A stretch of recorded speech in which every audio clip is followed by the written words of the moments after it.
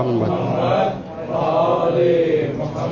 ہر نبی کے ہاتھ پر سلام کرتے ہیں، شجر بھی جھک کے آپ کو سلام کرتے ہیں، پرندے ورد نبی کا صبح و شام کرتے ہیں، جنوں بشر ملک ثنا تمام کرتے ہیں، سایہ نہ تھا زمین پر جن کے وجود کا، اللہ بھی ورد کرتا ہے ان پر درود کا۔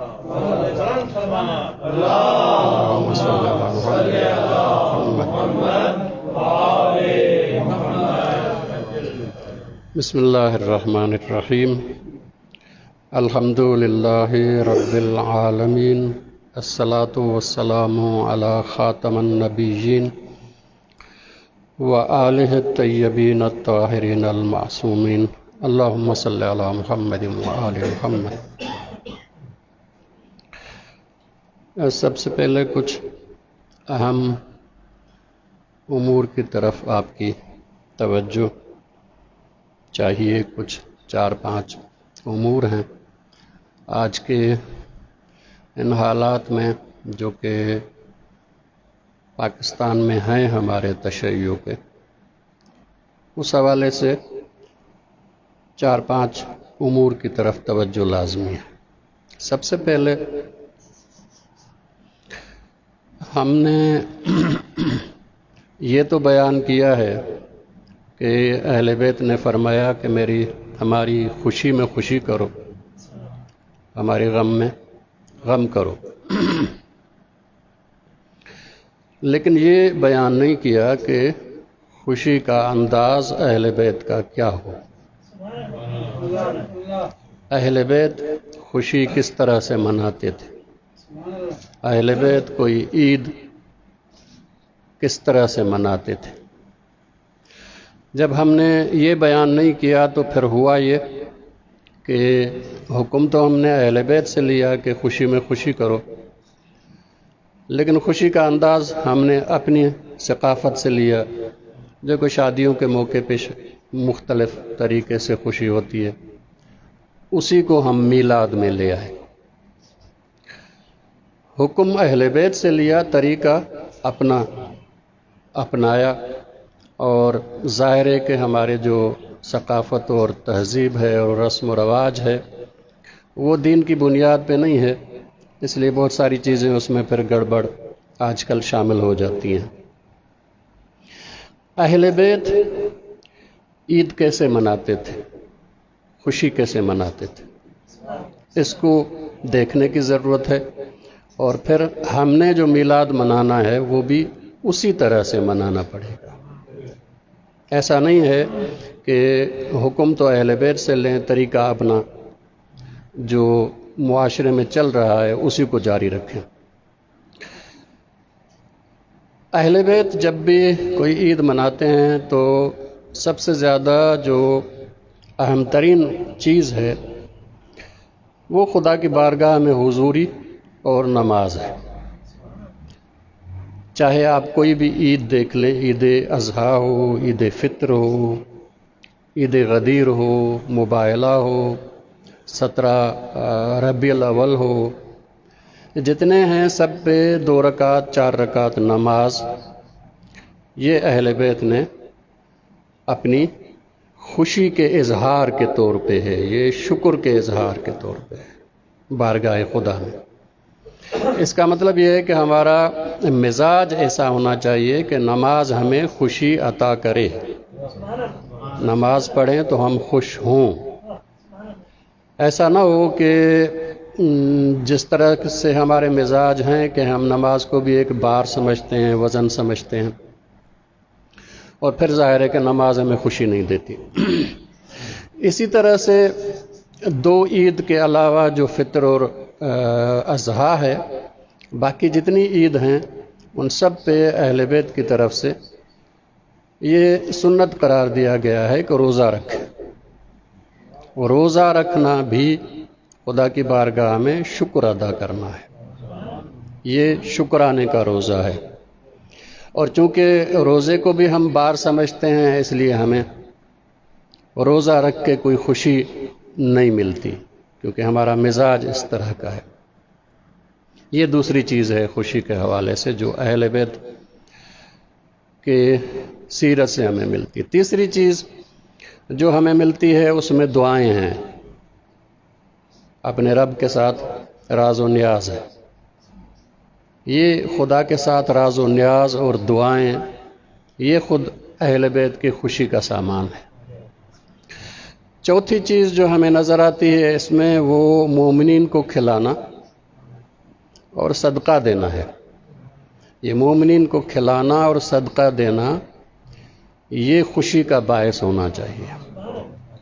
اسی طرح سے ایک آخری چیز جو آپ کی خدمت میں عرض کرتا ہوں وہ یہ ہے کہ ہر عید کے موقع پہ ائمہ علیہم السلام کو سلام کرنا، یعنی زیارت پڑھنا، چونکہ زیارت سلام ہے، یہ سلام پڑھنا بھی خوشی کا باعث ہونا چاہیے۔ نماز روزہ ہے، اس کا مطلب یہ ہے کہ خدا سے رابطہ ہوا، وہ خوشی کا باعث ہونا چاہیے۔ اسی طرح سے مومنین سے رابطہ ہوا، کھانے پلانے کے حوالے سے، ان کی ضروریات حوائج پورے کرنے کے حوالے سے، یہ خوشی کا باعث ہوا۔ اسی طرح سے امام کو مخاطب کیا، السلام علیکم یا ابا عبداللہ۔ آپ دیکھیں کہ عید فطر ہے تو امام حسین کی خاص زیارت ہے، عید اضحیٰ ہے تو امام حسین کی علیحدہ سے خاص زیارت ہے۔ حالانکہ غدیر ہے لیکن اس میں بھی علی علیہ السلام کی زیارت کے ساتھ امام حسین کی زیارت ہے۔ یہ ساری جو زیارات ہیں، زیارات میں انسان مخاطب ہوتا ہے اپنے امام سے، اس کو سلام کرتا ہے، ان کے کچھ القاب بیان کرتا ہے، یہ خوشی کا باعث ہونا چاہیے۔ یہ ہے وہ ساری چیزیں جو اہل بیت کے لیے خوشی کا باعث ہیں، اور اہل بیت نے جو بھی خوشی منائی ہے وہ انہی طریقوں سے منائی ہے۔ ہمارے ہاں معاملہ یہ ہو گیا ہے کہ ہم نے خوشی محدود کر دی ہے ناچنے اور گانے میں۔ ناچنے اور گانے میں ہم نے اپنی تمام خوشی جو ہے وہ محدود کر دی ہے، جبکہ دین اسلام ان دونوں کو قبول نہیں کرتا۔ اس لیے ہم نے میلاد منانا ہے، لیکن منانا کیسے ہے یہ بھی بتانا ہے۔ ہم آج تک یہ بتاتے آ رہے ہیں کہ ہماری خوشی میں خوشی کرو، غمی میں غم کرو، لیکن خوشی کیسے کرو یہ ہم نے نہیں بتایا۔ اس لیے ہر ایک اپنے اپنے طور پہ جو ہے وہ خوشی کرتا ہے۔ ضرورت ہے اس چیز کی کہ ہم یہ بیان کریں کہ اہل بیت خوشی کیسے کرتے تھے۔ اسی طرح سے غم ہے، اہل بیت کی شہادتیں ہیں، ان پہ غم ہے۔ اب ایک تو ہمارا غم ہے، ہمارا کوئی گزر جاتا ہے، اس دنیا سے چلا جاتا ہے، روتے ہیں، تعزیت پیش کرتے ہیں، یہ دو چیزیں ہمارے یہاں غم کی علامت ہے۔ اگر یہی دو چیزیں امام کے شہادت پہ بھی ہوں اور بس ہو جائے تو پھر ہماری عزاداری اور اہل بیت کی عزاداری میں کوئی فرق تو نہیں ہوا کہ امام کی عزاداری اتنا بڑا ثواب ہو جائے اور ہماری عزاداری کوئی ثواب نہ رکھے۔ رونا وہی ہے، تعزیت وہی ہے۔ اگر یہی دو چیزیں ہیں تو پھر اہل بیت کی عزاداری کوئی خصوصیت نہیں رکھتی۔ اہل بیت کی عزاداری جو خصوصیت رکھتی ہے، اور ہر شہید کی عزاداری جو خصوصیت رکھتی ہے، وہ یہ ہے کہ اس رونے اور تعزیت کے ساتھ ساتھ اس شہید کے شہادت کے مقاصد بیان کیے جائیں۔ وہ شہید کیوں ہوئے آخر؟ انہوں نے اپنی جان ہتھیلی پہ رکھ کے بارگاہ خدا میں کیوں میدان میں آئے؟ کیوں شہادت قبول کی؟ وہ مقاصد جب تک بیان نہ ہوں تب تک اہل بیت کا غم بیان صحیح طور پہ نہیں ہو سکتا۔ اس لیے ہم نے اس کو بھی بیان کرنا ہے کہ جو اہل بیت نے عزاداری کہی ہے اس میں رونے اور تعزیت کے ساتھ ساتھ اہل بیت کے مقاصد بیان ہونا بھی لازمی ہے، یہ بھی عزاداری کا حصہ ہے۔ یہ ایک نقطہ تھا جس کی طرف توجہ آپ کی خدمت میں عرض کی۔ ایک اور نقطہ ہے جو آپ کی خدمت میں عرض کرتے ہیں، وہ یہ ہے کہ دیکھیں، ہم شیعہ یہ عقیدہ رکھتے ہیں کہ یہ ہو ہی نہیں سکتا کہ رسول اکرم جنہوں نے اتنی محنتیں کیں، زحمتیں کیں، تکلیفات برداشت کیں، مصیبتیں برداشت کیں، ایک دین کی بنیاد رکھی، ایک امت کی بنیاد رکھی، ایک معاشرے کی بنیاد رکھی، اور اس دین اور اس امت کے مستقبل کے لیے بہت زیادہ فکر مند رہتے تھے، اور جسے آپ سنتے ہیں کہ تہجد کی نمازوں میں بھی امتی امتی، یا اللہ میری امت، یا اللہ میری امت. تو نہیں ہو سکتا کہ رسول اکرم اس دنیا سے چلے جائیں اور امت کو بغیر سرپرست کے چھوڑ جائیں. یہ نہیں ہو سکتا. اس لیے ہم کہتے ہیں کہ اگر کوئی حدیث نہ بھی ملے پھر بھی انسان کی عقل کہتی ہے کہ خاتم النبیین، جن کا دین آخری دین ہے، قیامت تک چلنے والا ہے، وہ اپنے دین کے مستقبل کے متعلق کچھ نہ سوچیں، کوئی انتظام نہ کریں اور ایسے چلے جائیں. یہ رسول اکرم جیسی شخصیت کے لیے ممکن نہیں ہے. ٹھیک ہے؟ اسی لیے ہم کہتے ہیں کہ امت کو حوالے کر گئے قرآن اور اہل بیت کے. اب اس پہ بعد میں آتے ہیں.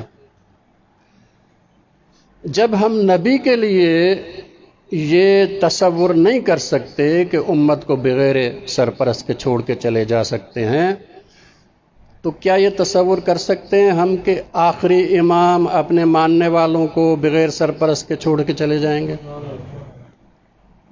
جو جواب وہاں پہ ہے وہ جواب یہاں پہ. اگر امام بغیر سرپرست کے جا سکتے ہیں تو پھر رسول اکرم بھی جا سکتے ہیں.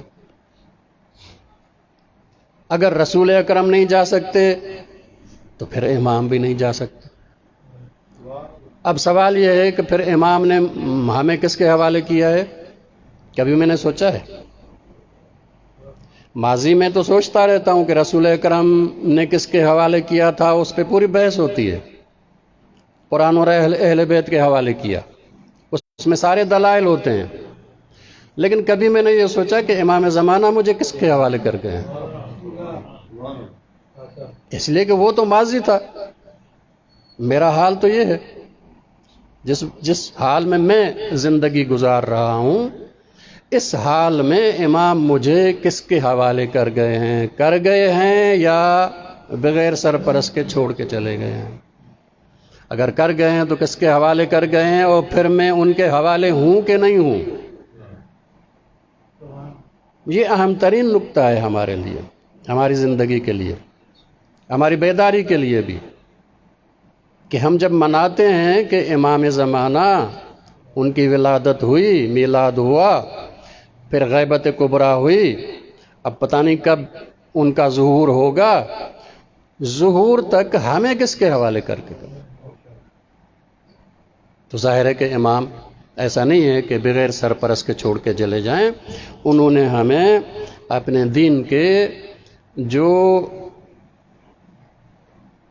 محققین ہیں، جو ماہرین ہیں، جس کو ہم فقیہ کہتے ہیں، فقیہ اور اس کے ساتھ ساتھ دوسری صلاحیتیں کہ عدالت ہو، تقویٰ ہو، پرہیزگاری ہو، دنیا کے معاملات جانتے ہوں، دنیا پرست نہ ہو، ایسے شخص کے حوالے ہمیں کر کے گئے ہیں.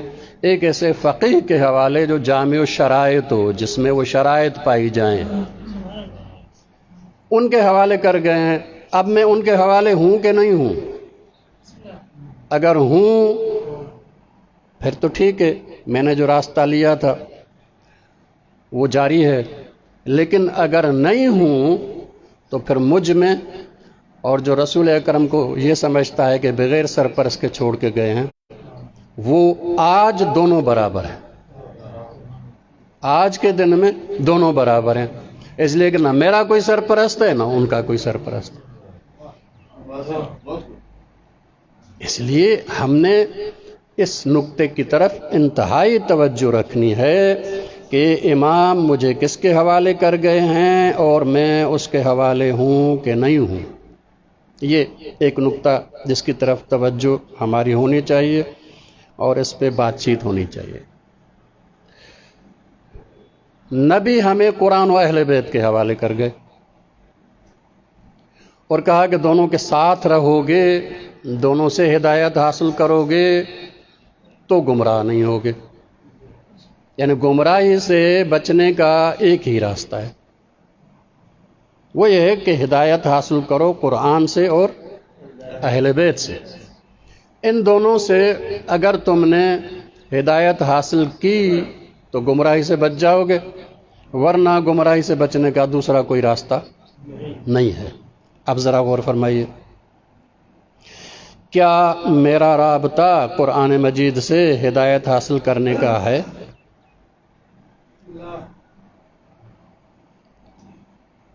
ہمارے کئی مومنین ہیں جو بہرحال مومنین ہیں، لیکن ان کو سال میں ایک دفعہ بھی مشکل سے قرآن مجید کی زیارت نصیب ہوتی ہے. وہ تو قرآن مجید کو دیکھتے بھی نہیں ہیں، پھر پڑھتے کتنے ہیں، پڑھنے کے بعد سمجھتے کتنے ہیں، اور سمجھنے کے بعد ہدایت لے کے عمل کرنے والے کتنے ہیں؟ تو کیا قرآن مجید سے میرا رابطہ ہدایت کا ہے؟ پھر تو ٹھیک ہے. اگر نہیں ہے تو اس کا مطلب یہ ہے کہ پھر میں غلط فہمی میں ہوں کہ میں گمراہی سے بچ گیا ہوں. اس لیے کہ جو قرآن مجید سے ہدایت حاصل اس کے پاس ہدایت کا ممکن نہیں ہے.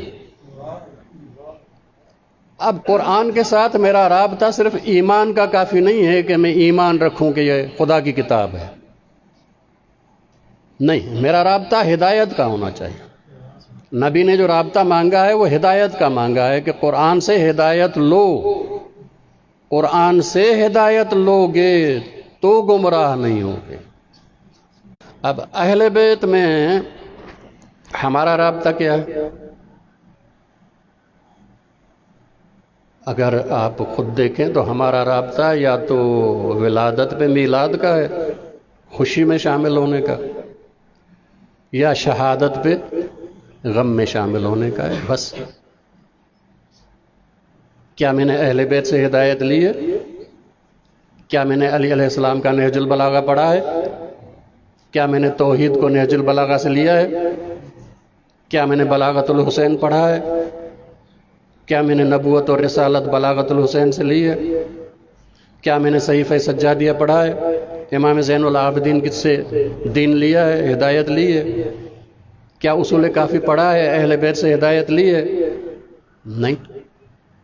میرا رابطہ تو اہل بیت کے ساتھ یا غم میں شامل ہونے کا ہے یا خوشی میں شامل ہونے کا. ان کے ہاں کوئی خوشی ہوتی ہے تو میں بھی شامل ہو جاتا ہوں، ان کے ہاں کوئی غم ہوتا ہے تو اس میں بھی شامل ہو جاتا ہوں. اس رابطے کو دیکھیں گے، کیا یہ رابطہ قریب کا رابطہ ہے، دور کا رابطہ ہے؟ کبھی کس سے پوچھتے ہیں کہ جی تمہارے عزیز ہیں، رشتہ دار ہیں، کہا کہ ہاں رشتہ دار تو ہیں، بس خوشی غمی میں جاتے ہیں، باقی کوئی رابطہ نہیں ہے. یہ خوشی اور غمی کا رابطہ کوئی قریب کا رابطہ تو ہے نہیں، اور نہ ہی یہ ہدایت کا رابطہ ہے. اہل بیت سے خوشی کا رابطہ رکھیں، غمی کا رابطہ رکھیں، لیکن اس سے گمراہی سے نہیں بچیں گے. گمراہی سے کیسے بچیں گے؟ اہل بیت سے ہدایت لیں، اور رابطہ ہدایت کا ہونا چاہیے، تب ہم اہل بیت سے ہدایت لے کے گمراہی سے بچیں گے.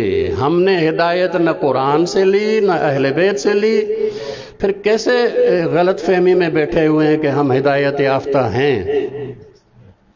پھر تو نعوذ باللہ یہ سمجھتے ہیں کہ رسول اکرم نے خواہ فرمایا تھا کہ قرآن و اہل بیت سے لوگے تو گمراہی سے بچ جاؤ گے ورنہ نہیں بچو گے.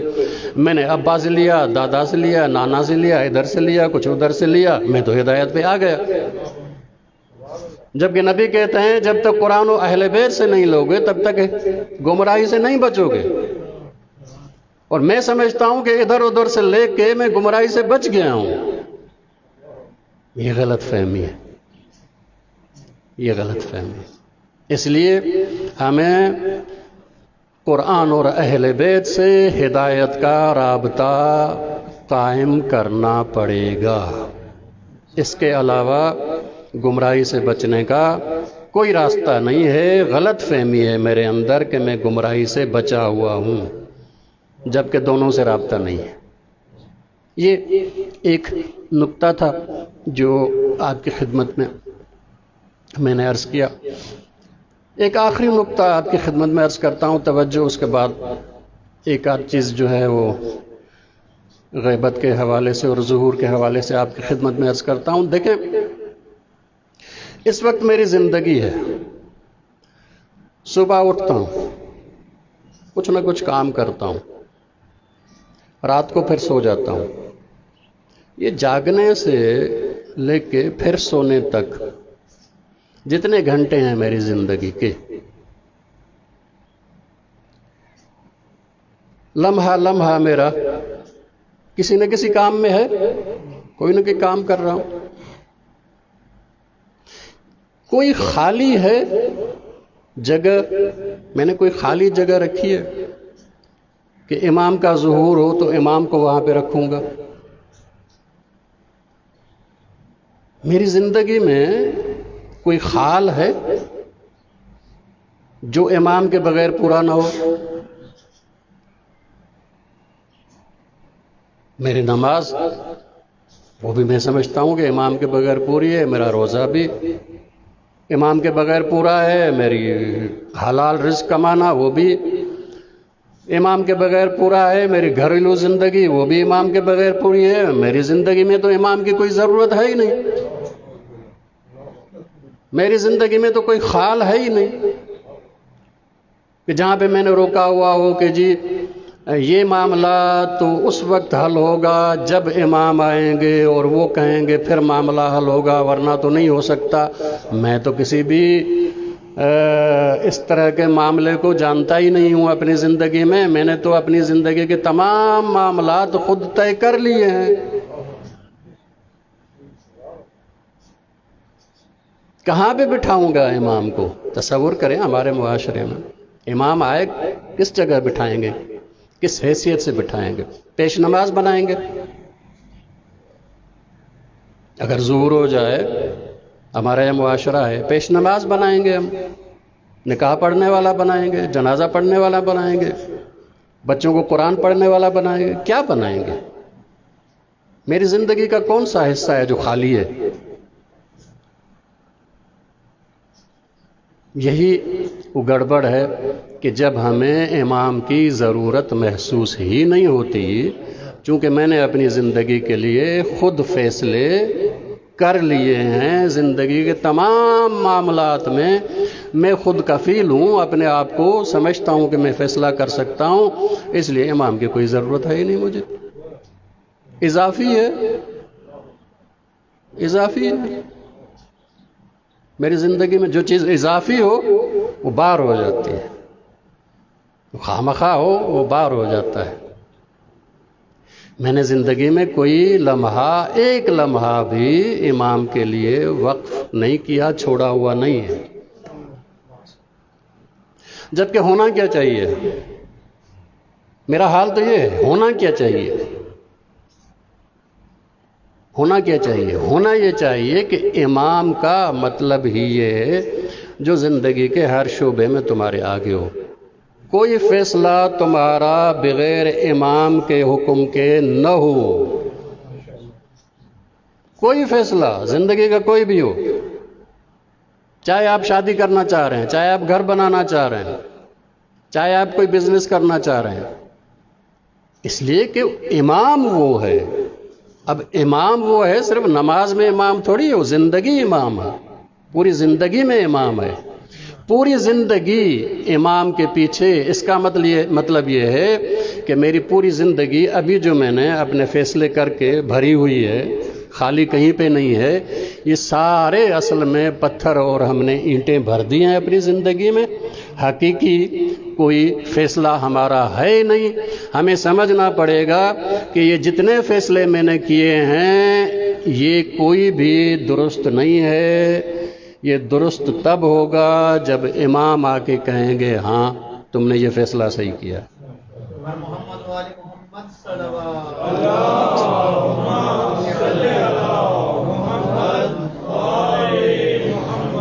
یعنی ایسا نہیں ہے کہ مجھے صرف نماز میں امام کی ضرورت ہے، مجھے زندگی کے ہر لمحے میں امام کی ضرورت ہے۔ میرا ہر لمحہ ایمان سے تب منور ہوگا جب وہ لمحہ امام کے حکم کے مطابق ہو۔ ہر لمحہ کوئی بھی. مولا کا خط ہے نہج البلاغہ میں امیر المومنین کا. مولا نے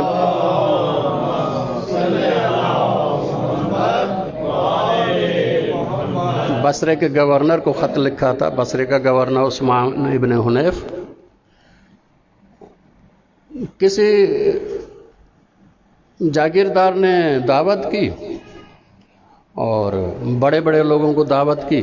یہ بھی گورنر تھا چونکہ، اس کو بھی دعوت کی تو یہ بھی چلا گیا. اور دعوت کا انداز یہ تھا کہ بڑے بڑے پیٹ سارے جو ہے دعوت کیے گئے تھے، اور جو مسکین اور غریب تھے وہ نکال دیے گئے تھے. اور طرح طرح کے کھانے لائے جا رہے تھے، طرح طرح کے رنگین، طرح طرح کے ذائقے دار، طرح طرح کے خوشبودار. ایک کے بعد دوسرا آ رہا ہے، دوسرے کے بعد تیسرا آ رہا ہے. ایسی دعوت میں مولا کا یہ گورنر گیا. مولا کو جاسوس نے لکھا کہ جی یہ ہوا ہے. مولا نے اس کو سخت ترین خط لکھا ہے. اب نہج البلاغہ پڑھ لیں، خط نمبر 45 ہے، دیکھ لیں آپ. سخت ترین خط ہے. مولا نے کہا میں تصور بھی نہیں کر سکتا تھا کہ میرے گورنر ہوتے ہوئے تم ایسی دعوت میں جاؤ. میں تصور بھی نہیں کر سکتا تھا. پھر مولا نے اس کو کہا ہے کہ جی دیکھو، ہر مأموم کا ایک امام ہوتا ہے. ہر مأموم کا ایک امام ہوتا ہے. مولا نے کہا اگر تمہارا امام میں ہوں تو میں تو 2 روٹیوں پہ گزارا کرتا ہوں، اور اس میں بھی پریشان رہتا ہوں. 2 روٹیاں کھانے کے بعد بھی پریشان رہتا ہوں. لعل بالحجاز والیمامہ، ہو سکتا ہے حجاز اور یمامہ میں کوئی ایسا بھی ہو جس کو یہ 2 روٹیاں بھی میسر نہ ہوں، پھر بھی میں پریشان رہتا ہوں صرف 2 روٹیاں کھا کے. اور تم؟ پھر مولا نے کہا کہ لگتا ایسا ہے کہ اس دور میں ہر انسان اپنا امام خود بن گیا ہے. بھائی ایک دوست نے دعوت کی تھی، میں چلا گیا، اس میں امام کا کیا مسئلہ؟ بھائی یہی تو مسئلہ ہے اصل میں، کہ میں سمجھتا ہوں کہ امام کا جو امامت ہے وہ صرف دینی معاملات میں نہیں ہے. امام کی امامت پوری زندگی میں ہے، پوری زندگی کے ہر معاملات میں ہے. حتیٰ کہ کسی نے کھانے کی دعوت دی ہے، امام سے پوچھو جاؤں کہ نہ جاؤں. اگر امام قبول نہیں کرتے نہ جاؤ. جاؤ گے تو ایمان چلا جائے گا، پیٹ تو بھر جائے گا، ایمان چلا جائے گا. یہ ہم امام کی ضرورت محسوس نہیں کرتے. اس کا سبب یہ ہے کہ ہم اپنے مالک خود بن گئے ہیں، ہم اپنے امام خود بن گئے ہیں، سارے فیصلے ہم خود کرتے ہیں. پھر اس میں نقصان بھی پڑتا ہے، دنیا بھی گئی، آخرت بھی گئی، اور احساس نہیں ہوتا کہ یہ سارا کیوں ہو رہا ہے، سب گڑبڑ. اس لیے امام میری زندگی کے ہر لمحے کے لیے ضروری ہے. اس کو دیکھوں گا پھر طے کروں گا کہ یہ لمحہ میرا کیسا گزرنا چاہیے. یہ ہے اصل امامت کے حوالے سے. اچھا، اب آتے ہیں تھوڑی سی آپ کو غیبت کے اس دور میں ذمہ داریوں کے حوالے سے 2 مختصر ذمہ داریاں آپ کی خدمت میں عرض کرتا ہوں. ایک یہ ہے کہ یہ امام خلیفۃ اللہ ہے، اللہ کا خلیفہ ہے، جانشین ہے. خلیفۃ الرسول سے پہلے خلیفۃ اللہ ہے. بحیثیت خلیفۃ اللہ کے ان کی ذمہ داری کیا ہے، اور میں ان میں کہ کیا ذمہ داری رکھتا ہوں اس ذمہ داری کے آگے. ایک اس کو دیکھتے ہیں. ایک یہ ہے کہ یہ تو ان کا تعلق تھا خدا سے، ایک اس شخصیت کا تعلق مجھ سے ہے. امام ہیں میرے، بحیثیت امام کے ان کی ذمہ داری کیا ہے، اور پھر ان کے آگے میری ذمہ داری کیا بنتی ہے. یہ 2 چیزیں مختصر آپ کی خدمت میں عرض کرتا ہوں. لیکن اس خلافت کے مسئلے کو اچھے طریقے سے سمجھنے کی ضرورت ہے، کیونکہ ہم نے یہ ساری چیزیں سنی تو ہوئی ہیں، پڑھی ہوئی ہیں، لیکن زیادہ غور نہیں کرتے ہم. دیکھیں قرآن مجید سورہ بقرہ میں ابتدائی آیات جو ہے ان کو چھوڑ دیں تو آیت نمبر 30 سے یہ خلافت کا مسئلہ قرآن مجید میں، خلیفۃ اللہ، خلیفۃ الرسول نہیں، خلیفۃ اللہ. وَإِذْ قَالَ رَبُّكَ لِلْمَلَائِكَةِ إِنِّي جَاعِلٌ فِي الْأَرْضِ خلیفہ. اور یاد کرو جب تیرے رب نے ملائکہ سے کہا میں زمین میں جانشین بنا رہا ہوں. خطاب عوام سے نہیں ہے، کہا جاتا تمہارے رب نے نہیں، تیرے رب نے. اس کا مطلب ہے خطاب صرف اور صرف رسول اکرم سے، کیونکہ جب واحد کا خطاب ہو تو پھر رسول اکرم پہلے آتے ہیں، جمع کا خطاب ہو تو سارے آ جاتے ہیں. یا ایھا الذین آمنوا یا ایھا الناس خلق لکم، تمہارے لیے ہم نے خلق کیا ہے، یہ جمع ہے سب کے لیے. لیکن جہاں پہ واحد ہو وہ صرف رسول اکرم کی ذات ہوتی ہے. یاد دلایا جا رہا ہے کہ یاد کرو وہ احسان جب تمہارے رب نے ملائکہ سے کہا انی جاعل فی الارض خلیفہ، زمین میں جانشین بنا رہا ہوں. یہ جو عربی میں جاعل ہے یہ مضارع ہے. مضارع کا مطلب یہ ہوتا ہے کہ حال بھی اور مستقبل بھی. اس کا مطلب کیا ہے؟ اس کا مطلب یہ ہے کہ یہ خدا کی طرف سے جانشین بنانے کا سلسلہ کبھی ختم نہیں ہوگا، یہ جاری رہے گا، یہ جاری رہنے والا ہے. ایسا نہیں ہے کہ اللہ تعالیٰ یہ خلیفہ بنا کے پھر چھوڑ دے گا. جاعل لفظ جو ہے مضارع ہے. مضارع اگر تھوڑی سی گرامر سے آپ کو تعلق ہو تو مضارع جو ہے وہ حال اور مستقبل دونوں کے لیے ہوتا ہے. یعنی یہ جانشین بنا رہا ہوں اور بناتا رہوں گا، یہ قیامت تک کے لیے. اچھا،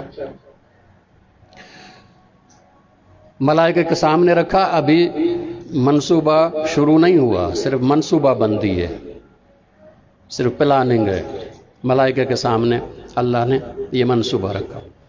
ملائکہ نے اس پہ اعتراض کیا ہے اتجعل فیہا من یفسد فیہا ویسفک الدماء، کیا ایسی جگہ پہ بنا رہا ہے زمین میں جہاں جا کر یہ فساد کرے اور خون بہائے.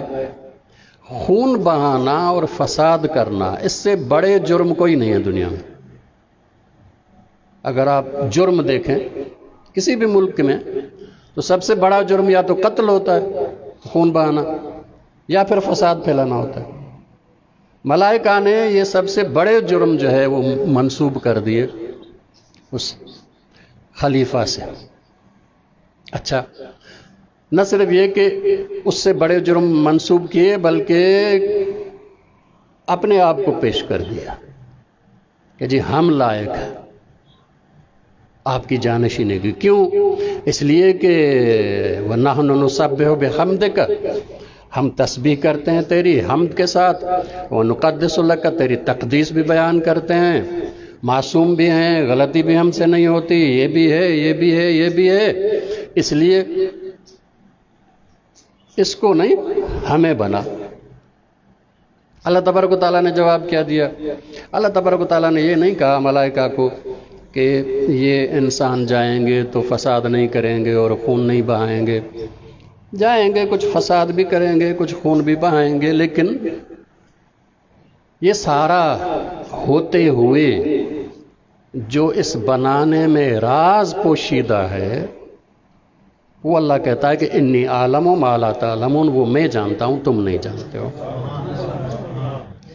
جو راز پوشیدہ ہے وہ میں جانتا ہوں تم نہیں جانتے. تم نے صرف یہ بتایا، لیکن اس سے آگے راز ہے اس کی خلقت میں، وہ میں جانتا ہوں تم نہیں جانتے. کیا راز تھا؟ وَعَلَّمَ آدَمَ الْأَسْمَاءَ كُلَّهَا، آدم کو تمام اسماء عطا کی ہے، تعلیم کی ہے. علامہ تعلیم کی ہے.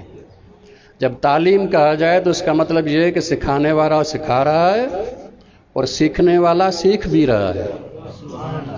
صرف یک طرفہ نہیں ہے کہ استاد پڑھا کے چلا گیا، آگے پتہ نہیں سیکھا کہ نہیں سیکھا. نہیں، تعلیم تعلم یعنی سکھانے والے نے سکھایا اور سیکھنے والے نے سیکھا بھی.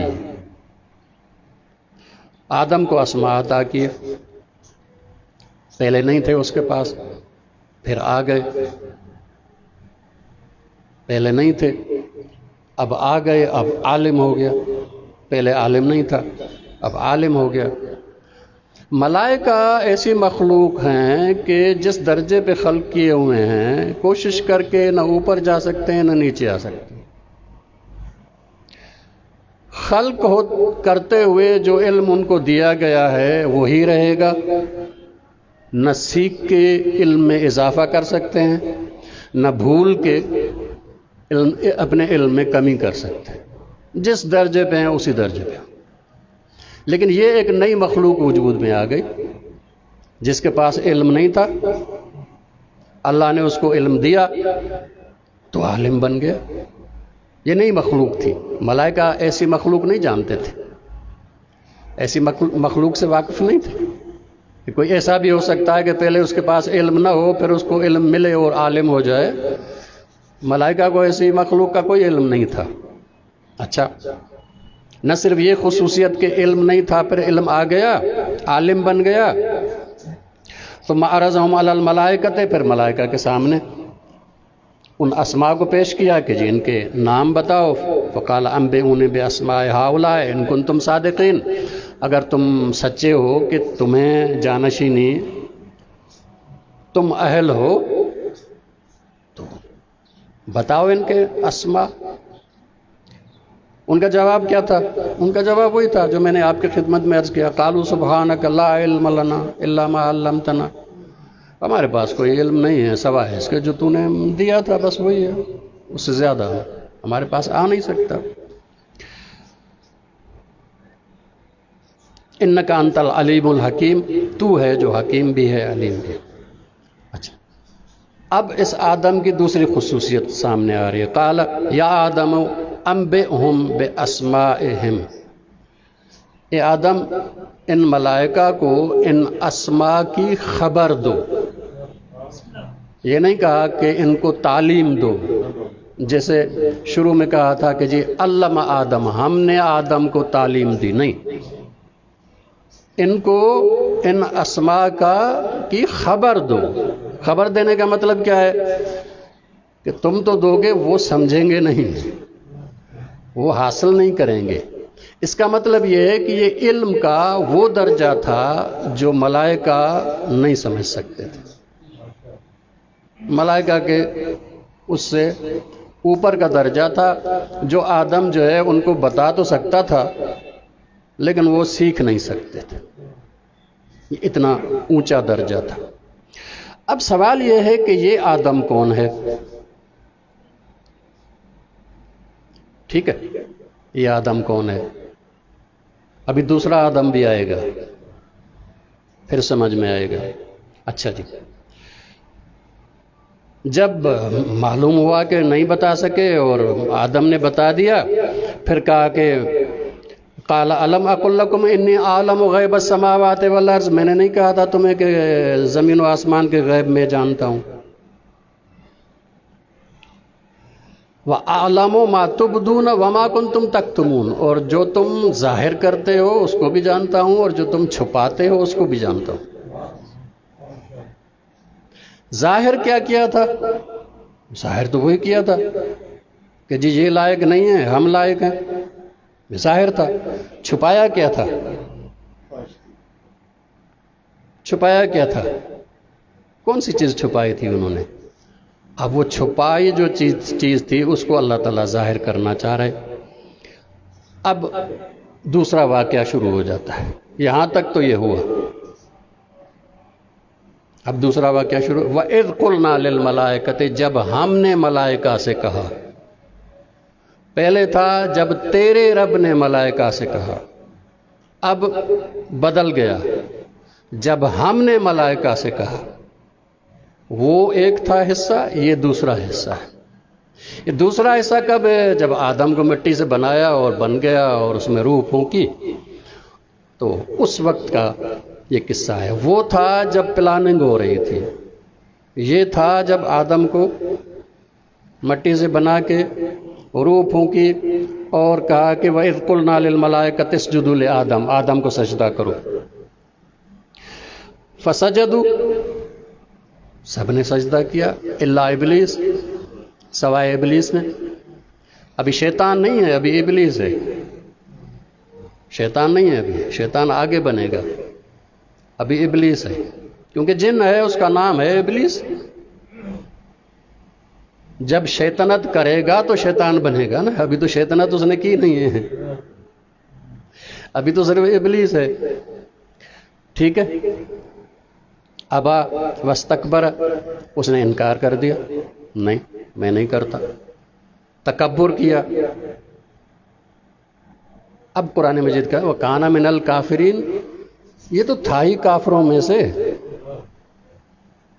یہ شیطان جو ابلیس تھا وہ اپنی عبادت کے ذریعے سے اتنا بلند ہوا کہ ملائکہ میں شامل ہو گیا، اور ملائکہ میں بھی اتنی عبادتیں کی کہ ایک آسمان سے دوسرے آسمان تک اور چوتھے آسمان تک پہنچ گیا، اور وہاں پہ بھی اتنی اس نے عبادتیں کی کہ یہ ملائکہ کو درس دینے لگا۔ تو ملائکہ سمجھتے تھے کہ یہ بھی فرشتہ ہے، تھا یہ جن، لیکن سب میں لگتا تھا فرشتہ، تو یہ چھپا ہوا تھا ان میں۔ یہ فرشتوں کے اندر ایک جن جس کے اندر میں تکبر تھا، اور تکبر کفر ہے، وہ چھپا ہوا تھا۔ اس کو خدا نے کہا کہ جو تم چھپاتے ہو اس کو بھی ہم جانتے ہیں، جو تم ظاہر کرتے ہو اس کو بھی ہم جانتے ہیں۔ اب کیسے ان کو ظاہر کیا؟ جب کہا کہ سجدہ کرو، جب سجدہ کیا تو چونکہ ملائکہ کو پتا ہے کہ ہمارا مالک خدا ہے جس کے لیے کہے سجدہ کرو، لیکن اس نے صرف یہ دیکھا کہ کس کو کہہ رہا ہے کہ سجدہ کرو، یہ نہیں دیکھا کہ کون کہہ رہا ہے کہ سجدہ کرو۔ بھائی تمہارا مالک ہے، جو کہے کرو، تمہارا مالک ہے۔ ادھر نہیں دیکھا، ادھر دیکھا، کہا کہ میں اس سے بہتر ہوں، مجھے آگ سے پیدا کیا گیا ہے، ایسے مٹی سے پیدا کیا گیا ہے، اور جو بھی چیزیں تھیں اس نے کہیں۔ اب اس کا تکبر جو چھپا ہوا تھا وہ ظاہر ہو گیا، اور قرآن مجید نے کہا وَكَانَ مِنَ الْكَافِرِينَ، کان ماضی کا ہے، یہ تو تھا ہی کافروں میں سے، اس کے اندر یہ تکبر چھپا ہوا تھا۔ اس کا مطلب یہ ہے کہ مومنین کے اندر اگر کوئی منافق چھپا ہوا ہو تو اللہ اس کو ظاہر کرتا ہے امتحان کے ذریعے سے۔ یہ امتحان ہوتے اس لیے ہیں، یہ امتحان ہوتے اس لیے ہیں۔ اچھا اب ذرا دیکھیے گا، وَقُلْنَا يَا آدَمُ اسْكُنْ أَنْتَ وَزَوْجُكَ الْجَنَّةَ، تم اور تمہاری بیگم صاحبہ جاؤ جنت میں، جا کے رہو۔ وَكُلَا مِنْهَا رَغَدًا حَيْثُ شِئْتُمَا، جہاں سے جی چاہے کھاؤ، رغدہ خوشی سے کھاؤ۔ وَلَا تَقْرَبَا هَٰذِهِ الشَّجَرَةَ، اس درخت کے قریب نہ جاؤ، فَتَكُونَا مِنَ الظَّالِمِينَ، ظالم بن جاؤ گے۔ ظالم یعنی کیا؟ نامناسب جگہ پہ چلے جاؤ گے۔ حضرت آدم کو اللہ تبارک و تعالیٰ نے بنایا زمین کے لیے، زمین پہ اس نے آنا ہے، کچھ دیر جو ہے وہ جنت میں رکھا ہے، آرام سے رہو، خدا کی مہمان بن کے رہو، سکون میں، جس کو کہتے ہیں اپنی زبان میں عیاشی کرو۔ جب وقت آئے گا تو زمین پہ بھیج دیں گے، آرام سے رہو۔ لیکن ہمارے جو دادا اور دادی جان تھیں، ان کی عمر کیا تھی؟ قد کے لحاظ سے تو بڑا بنایا، لیکن عمر تو اسی دن ولادت ہوئی ہے، جیسے کہ تو ایک دن کی عمر ہے۔ جب ایک دن کی عمر ہے اس کا مطلب بچہ ہے، اور بچے میں ہوتی ہے ضد، جس چیز سے روکو اسی کی طرف بھاگتا ہے۔ یہ بھی ابھی تو پیدا ہوا، جب گئے اب جو ہے کہا کہ فَأَزَلَّهُمَ الشَّيْطَانُ، شیطان نے ان کو گمراہ کیا۔ اب چونکہ گمراہی والا کام کیا تو اب ابلیس نہ رہا، اب شیطان بن گیا۔ اس کا مطلب ہے ہر گمراہ کرنے والا شیطان ہے، چاہے انسان ہو چاہے جن ہو۔ یہ لازمی نہیں ہے کہ جنوں میں سے ہو، ابلیس شیطان ہے، نہیں، وہ ابلیس ہے، شیطان ایک کام ہے، وہ گمراہ کرنا ہے۔ جو بھی گمراہ کرے، چاہے دوستی کیوں نہ ہو، اپنا رشتہ دار، اپنی بیوی، اپنا بھائی، اپنا باپ، اپنا بیٹا، جو بھی گمراہ کرے وہ شیطان ہے۔ فَأَزَلَّهُمَ الشَّيْطَانُ، شیطان نے ان کو گمراہ کیا۔ فَأَخْرَجَهُمَا مِمَّا كَانَا فِيهِ، جس میں تھے جنت میں اس میں سے نکلوا دیا۔ وَقُلْنَا اهْبِطُوا بَعْضُكُمْ لِبَعْضٍ عَدُوٌّ، اب نیچے چلے جاؤ، تم آپس میں دشمنی ہوگی تمہارے اپنے اندر۔ اور ہم نے دیکھا کہ دشمنی پہلے ہی نقطے پہ شروع ہو گئی۔ حضرت آدم کو 2 بیٹے ہوئے، حابیل اور قابیل، آپس میں لڑ پڑے، قابیل نے حابیل کو قتل کر دیا، دشمنی شروع ہو گئی۔ کیوں ہوا؟ بتایا تھا کہ تمہارے اندر دشمنی پیدا ہوگی، کیوں؟ اس کا سبب ہے کہ جب تم والد اور والدہ، دادا اور دادی ہمارے، تم خدا کا حکم نہیں مانتے تو بیٹے تمہارا کیوں مانیں گے؟ تم ادھر فرما برداری نہیں کرتے تو بیٹے تمہاری فرما برداری کیوں کریں گے؟ تم ادھر سے نافرمان بنو گے تو نیچے تمہارے نافرمان بنیں گے۔ اب ایک تصور کر لیں، فرض کر لیں کہ جی ہمارے دادا اور دادی شیطان کے بہکاوے میں نہ آتے، پھر کیا ہوتا؟ شیطان کے بہکاوے میں نہ آتے، کہتے جی غلط کہہ رہے ہو، خدا نے ہمیں منع کیا ہے، ہم نہیں جائیں گے، جو بھی کچھ ہو، جو بھی تم لالچ دیتے ہو ہم نہیں مانتے۔ تو کیا زمین پہ نہ آتے؟ زمین کے تو آتے، زمین کے لیے ہی تو خلق کیا گیا تھا، انی جاعل فی الارض خلیفہ۔ فرق کیا ہوتا؟ فرق کیا ہوتا کہ نافرمانی کر کے آئے تو یہ ہوا، فرما برداری کر کے آتے تو فرق کیا ہوتا؟ فرق یہ ہوتا کہ نافرمانی کر کے آئے تو خود انسانوں کے اندر، بھائیوں کے اندر دشمنی پیدا ہو گئی۔ اگر فرما برداری کر کے آتے تو یہ دشمنیاں نہ ہوتی، باقی تو انسان ہوتے، آنا ہی اس زمین پہ تھا، یہ دشمنیاں نہ ہوتی جو بھائی کو بھائی سے اور باپ کو بیٹے سے، اور یہ دشمنیاں نہ ہوتی۔ اب آخر جملہ سنیں، کہتے ہیں فَتَلَقَّى آدَمُ مِن رَبِّهِ كَلِمَاتٍ، آدم نے اپنے رب سے کچھ کلمات سیکھے، فَتَابَ عَلَيْهِ، ان کلمات کے ذریعے سے توبہ کی تو اللہ تبارک و تعالیٰ نے ان کی توبہ قبول کر لی۔ اِنَّهُ هُوَ التَّوَّابُ الرَّحِيمُ، بے شک وہ توبہ قبول کرنے والا، لیکن توبہ قبول بھی کرتا ہے، مہربانی سے قبول کرتا ہے، سختی سے قبول نہیں کرتا۔ یہ دوسرا آدم ہے، وہ پہلا آدم تھا۔ پہلے آدم کی خصوصیت کیا ہے؟ علم آدم اسماء کلھا، اس کو اللہ تبارک و تعالیٰ نے اپنے تمام اسماء یعنی صفات عطا کی تھیں۔ اس کے علم کا یہ درجہ ہے، علم کا وہ درجہ ہے کہ اگر اپنے مقام پہ رہ کے ملائکہ کو سکھائیں تو ملائکہ کو پتہ نہیں پڑتا کہ یہ کیا کہہ رہے ہیں۔ اور یہ آدم ہمارا دادا جان وہ ایسے ہیں کہ ان کو یہ بھی نہیں پتا کہ توبہ کیسے کی جاتی ہے، وہ کلمات سیکھتا ہے پھر توبہ کرتا ہے۔ اس کا مطلب وہ آدم اور ہے، یہ آدم اور ہے۔ وہ آدم جس کو تمام اسماء عطا کیے، جس کو تمام اللہ تبارک و تعالیٰ نے اپنی صفات عطا کی، وہ ایک شخصیت ہے، وہ ہے رسول اکرم صلی اللہ علیہ وآلہ وسلم۔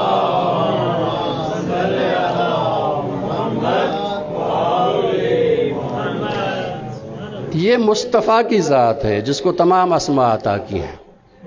اس لیے آپ قرآن مجید میں دیکھیں گے جو صفت اللہ تبارک و تعالیٰ نے اپنے لیے بیان کی ہے وہ ساری صفات رسول اکرم کے لیے، ساری صفات۔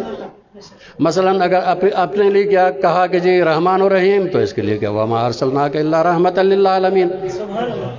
اگر اپنے لیے کہا رؤوف، تو اس کے لیے کہا بالمؤمنین رؤوف الرحیم، حتیٰ کہ غنی تک،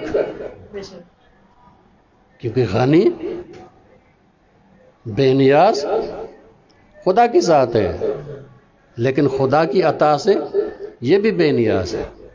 اس لیے سورہ توبہ میں آپ پڑھیں گے جہاں پہ منافقین کو جو ہے کہا جا رہا ہے کہ منافقین یہ ساری شرارتیں کیوں کرتے ہیں، اس کا سبب یہ ہے کہ اغناہم اللہ ورسولہ من فضلہ، اس لیے کہ اللہ اور اس کے رسول نے اپنے فضل سے ان کو غنی کر دیا ہے۔ نہ صرف یہ غنی ہے، غنی کرتا بھی ہے۔ تمام صفات جو خدا کی ہیں قرآن مجید میں، وہ تمام صفات رسول اکرم کے لیے، اس لیے اصل یہ خلیفہ ہے جس نے آنا ہے۔ لیکن کیسے آئے گا؟ ظاہر پہلے کوئی انسان اس دنیا میں آئے، نسل چلے، پھر تربیت ہو انسانوں کی، انسانوں کا شعور جو ہے آہستہ آہستہ بلند ہو۔ جب شعور بالغ ہو جائے گا تو پھر یہ آخری معلم آئے گا۔ منصوبہ اس کے لیے ہے، یہ باقی سارا انتظام اسی کے لیے ہو رہا ہے کہ یہ آئے۔ اب دیکھیں، میرا خیال ہے اسی پہ ہم جو ہے بات ختم کرتے ہیں، اگلا جو ہے نقطہ کسی اور دفعہ آپ کی خدمت میں عرض کریں۔ دیکھیں، یہ خلیفہ خدا ہے۔ خلیفہ کا کام کیا ہوتا ہے؟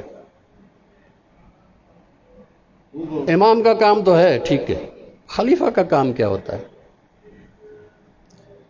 خلیفہ کا صرف ایک کام ہے، جس کا خلیفہ ہے، لیکن اگر کوئی خوبصورت ترین ہو تو مخلوق تعارف کراتی ہے اپنے خالق کا۔ اب دیکھیں، جتنے انبیاء گزرے ہیں، حضرت آدم سے لے کے حضرت عیسیٰ تک، کوئی ایسا نبی نہیں تھا کہ جو تمام صفات خدا کا مظہر ہو۔ تھے کوئی 2 صفات کے مظہر، کوئی 4 صفات کے مظہر، کوئی 5 صفات کے مظہر۔ اب مخلوق دیکھتی ہے کہ اس میں 4 صفات ہیں، اس کا مطلب یہ ہے کہ یہ 4 صفات اس کے خالق میں بھی لازماً ہونے چاہیے، لیکن باقی صفات ہیں کہ نہیں پتہ نہیں، ہوں کہ نہ ہوں۔ ایک نبی آتا ہے جس میں مثلا 10 صفات ہیں خدا کی، اب دیکھ کے یہ کہہ سکتے ہیں کہ یہ 10 صفات خالق میں ہیں، مزید ہے کہ نہیں پتہ نہیں، ہمیں نہیں معلوم۔ لیکن جب مصطفیٰ آتے ہیں تو چونکہ تمام صفات ہیں، چونکہ تمام صفات کا مظہر ہے، اس لیے مصطفیٰ خدا کی معرفت بھی 100% کراتا ہے۔ اچھا، اب دیکھیے، یہی سبب ہے، آپ دیکھیں گے کہ گزشتہ انبیاء آئے، انہوں نے توحید بیان کی، سب کچھ بیان کیا، لیکن اپنی جگہ پہ بادشاہ ہوتے تھے جو کہتے تھے انا ربکم الاعلی، میں بڑا رب ہوں۔ حضرت ابراہیم جیسے نبی آئے، ان کے سامنے بھی نمرود نے کہا کہ میں بڑا رب ہوں۔ حضرت موسیٰ جیسا صاحب جلال نبی آیا، اس کے سامنے بھی فرعون کہتا ہے کہ میں رب ہوں۔ لیکن آپ دیکھیں گے کہ جب رسول اکرم آتے ہیں، اس کے بعد کوئی انسان دنیا میں نہیں پایا جاتا جو یہ کہہ سکے کہ میں رب ہوں۔ دعویٰ ہی ختم ہو گئی۔ کیوں دعویٰ ختم ہو گئی؟ اس کا سبب یہ ہے کہ مصطفیٰ نے آ کے خدا کی معرفت جس کمال پہ کروائی، اب وہ کمال کسی انسان میں ہو ہی نہیں سکتا، اس لیے کوئی انسان جو ہے وہ دعویٰ کر بھی نہیں سکتا۔ اگر کوئی کرے، پرانے دور میں دعویٰ کرتے تھے تو لوگ سجدہ کرتے تھے ان کو، آج اگر کوئی دعویٰ کرے تو ہر کہے کہ پاگل ہو گئے کیا؟ یہ شعور کہاں سے آیا؟ یہ مصطفیٰ کا دیا۔ اس لیے یہ دروازہ بند ہو گیا۔ لیکن دیکھیں، توحید تک تو پہنچ گئے ہم، لیکن شرک سے بچنا اور زیادہ مشکل۔ توحید آسان ہے، شرک سے بچنا مشکل ہے۔ حدیث میں ہے کہ شرک ایسے چلتا ہے انسان کے اندر جیسے ایک اندھیری رات ہو، اندھیری رات میں ایک سیاہ پتھر ہو، سیاہ پتھر پر ایک جو ہے سیاہ چیونٹی چلے، نظر آئے گی؟ نہیں نظر آئے گی، انسان کو نظر نہیں آتی۔ ان میں سب سے اہم ترین جو شرک ہے وہ شرک اطاعت ہے، شرک اطاعت ہے۔ میرے سامنے ایک جو ہے چیز آئی، اب اللہ کا حکم یہ ہے کہ اس کو نہ دیکھو، میرے دل نے چاہا کہ دیکھو، اب میں نے دیکھ لیا، تو کس کی اطاعت کی؟ اپنے نفس کی۔ اس لیے شرک ہو گیا، یہ شرک فی الاطاعت ہے، یہ اطاعت میں شرک ہو گیا۔ اللہ کا حکم ایک تھا، میرے نفس نے کچھ اور چاہا، میں نے اللہ کو چھوڑ دیا، نفس کے حکم پہ عمل کر لیا، یہ شرک ہے، یہ اطاعت میں شرک ہے۔ امام جعفر صادق علیہ الصلوۃ والسلام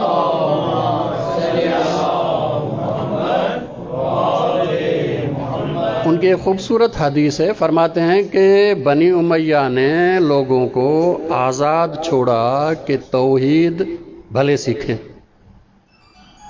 لیکن ان کو شرک سیکھنے کی اجازت نہ دی، تاکہ جب ان پر شرک مسلط کریں بنی امیہ تو ان کو معلوم ہی نہ ہو کہ یہ شرک ہے۔ دیکھیں اللہ تبارک و تعالیٰ نے جس کو حکمران بنایا اس کی اطاعت کرو، اس کے مقابلے میں بنی امیہ بادشاہ بن کے بیٹھے، ہماری اطاعت کرو، اطاعت کرتے ہو شرک ہو گیا، اطاعت میں شرک ہے۔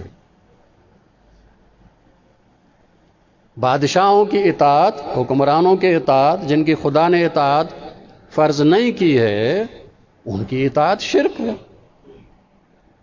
خود اپنے نفس کی اطاعت شرک ہے، شیطان کی اطاعت شرک ہے، سارے شرک ہیں، اور اس میں ہم پھنسے ہوئے ہیں، اس میں ہم پھنسے ہوئے ہیں۔ امام زمانہ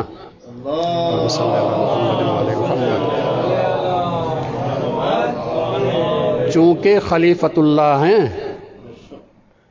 اس لیے وہ چاہتے ہیں کہ دنیا سے شرک کا خاتمہ ہو۔ جب ہم اپنی زندگیوں سے ظلم کا، اس شرک کا خاتمہ کریں گے، تب امام آ کے معاشرے سے شرک کا خاتمہ کریں گے۔ اپنی زندگیوں سے ہم شرک سیکھے تو صحیح، ہم تو شرک سیکھتے ہی نہیں ہیں۔ توحید پہ تھوڑی بہت بحث ہوتی ہے، پھر بھی کچھ نہ کچھ نام بیان ہو جاتے ہیں، شرک کی تو بات ہی نہیں ہوتی نا۔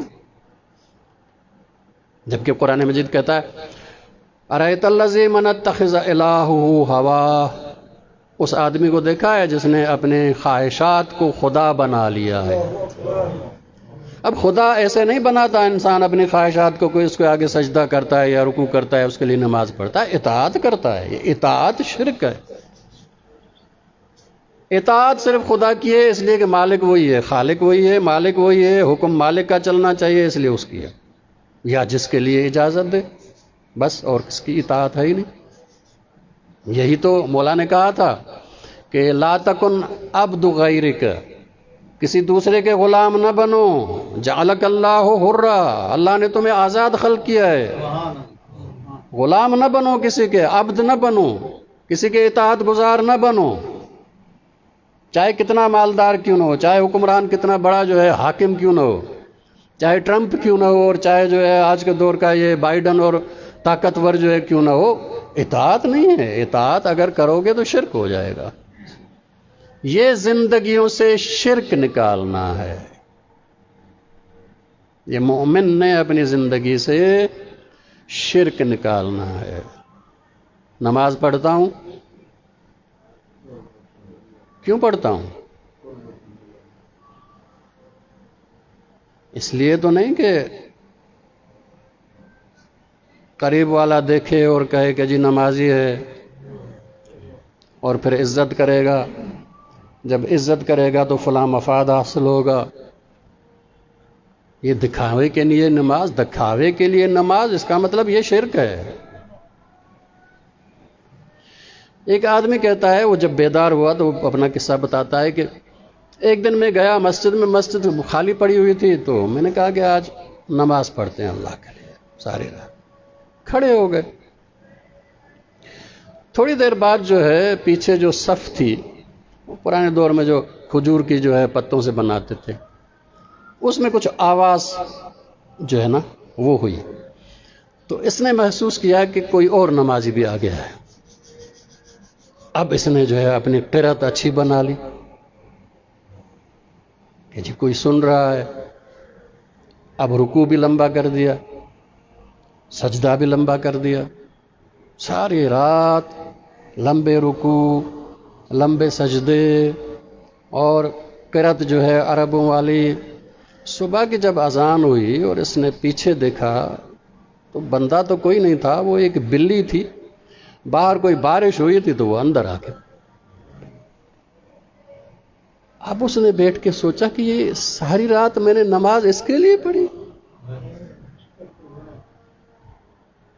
ساری رات نماز میں نے اس کے لیے پڑھی ہے.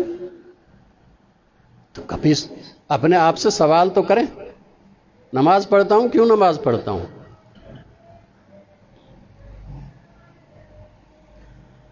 دکھانے کے لیے. چلیں دکھانے کے لیے بھی نہیں پڑھتا، عادت ہو گئی ہے. جیسے چائے کی عادت ہے، سگریٹ کی عادت ہے، نہ پیو تو پریشانی ہوتی ہے. اسی طرح سے نماز کی عادت بن گئی ہے، نہ پڑھو تو پریشانی ہوتی ہے، اس لیے پڑھتا ہوں. نماز کیوں پڑھتے ہو؟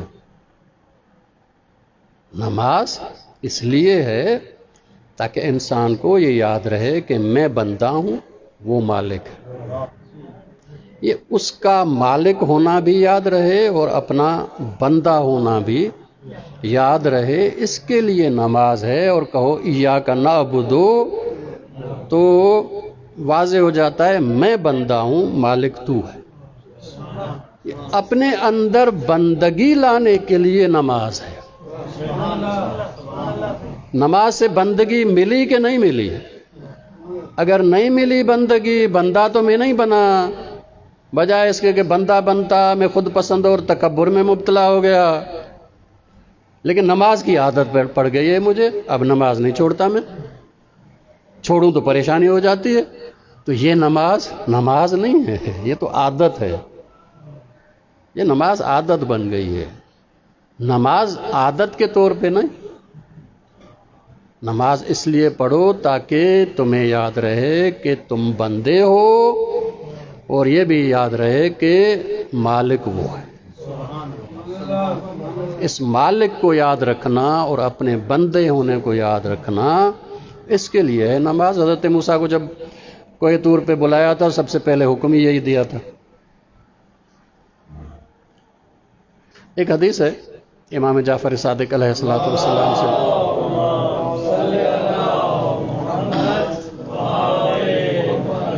مولا فرماتے ہیں کہ مومن کو اللہ تبارک و تعالی ہمیشہ رزق ایسی جگہ سے دیتا ہے جہاں سے اس کو امید نہ ہو. حیث لا احتسب، جہاں سے وہ گمان نہیں کرتا کہ یہاں سے ملے گا، وہاں سے. اس کی مثال کے طور پہ جو ہے کہتے ہیں کہ دیکھو حضرت موسیٰ علیہ السلام جو ہے وہ انگارہ لینے گئے تھے، واپس آئے تو نبی اور مرسل بن کے آئے ہیں. اس کو یہ امید نہیں تھی حضرت موسیٰ کو کہ یہاں جاؤں گا تو نبوت مل جائے گی، مجھے رسالت مل جائے گی. وہ تو انگارہ لینے کے گئے تھے، وہ تو روشنی لینے کے لیے گئے تھے، اور اللہ نے وہ دے دیا. اچھا جب گئے تو یہ تو آگ سمجھ کے گئے تھے، دیکھا کہ جی درخت ہے جس میں سے نور نکل رہا ہے، روشنی ہے. پریشان ہوئے. اب یہاں سے جو ہے اس کی چاروں طرف جو ہے نا وادی سے آواز آنا شروع ہوئی، انی انا اللہ لا الہ الا انا، میں ہوں تمہارا اللہ، میرے علاوہ کوئی معبود نہیں ہے. پہلا حکم جو دیا جا رہا ہے وہ یہی ہے. اقم الصلاۃ لذکری، نماز کو قائم کرو تاکہ میں تمہیں یاد رہوں، میں تمہیں یاد رہوں۔ اس کا مطلب یہ ہے کہ تو اپنی حیثیت بھی یاد رکھ اور میری حیثیت بھی یاد رکھ۔ تو بندہ ہے، میں مالک ہوں۔ یہ بندہ اور مالک کو یاد رکھنے کی پریکٹس اور ایکسرسائز نماز ہے۔ جس نماز سے بندگی نہ ملے وہ نماز نہیں ہے۔ وہ نماز ایکسرسائز تو ہے، عادت بن گئی ہے، نماز نہیں ہے جس سے انسان کے اندر بندگی پیدا نہ ہو۔ بہرحال اب دیکھیں، امام زمانہ خلیفۃ اللہ ہیں، اور خلیفۃ اللہ کا کام اللہ کی معرفت کرانا ہے۔ اللہ کی معرفت میں ایک توحید ہے، ایک شرک سے بچنا ہے۔ میری ذمہ داری یہ ہے کہ میں شرک سیکھوں کہ کہاں کہاں پہ کیا کیا شرک ہوتا ہے اور اس سے بچوں۔ یہ میری ذمہ داری ہے۔ اگر میں نے اپنی ذمہ داری ادا کی، اپنے وجود سے، اپنی زندگی سے شرک کو نکال دیا، تو یہ ایسا ہی ہے کہ جیسے میں نے اپنے وجود کے اندر امام زمانہ کے ظہور کے لیے راہ ہموار کر دی ہے۔ اب باقی ہر کوئی اپنا خود کرے، لیکن کم از کم میں نے اپنے وجود کے اندر امام زمانہ کے ظہور کے لیے راہ ہموار کر دی ہے۔ لیکن جب تک میرے اندر شرک رہے گا، میں خود رکاوٹ رہوں گا امام زمانہ کے ظہور کے لیے۔ اللہ تبارک و تعالیٰ توفیق عنایت فرمائے۔ انشاءاللہ دوسرا حصہ بھی تھا لیکن وقت نہیں ہے، انشاءاللہ کبھی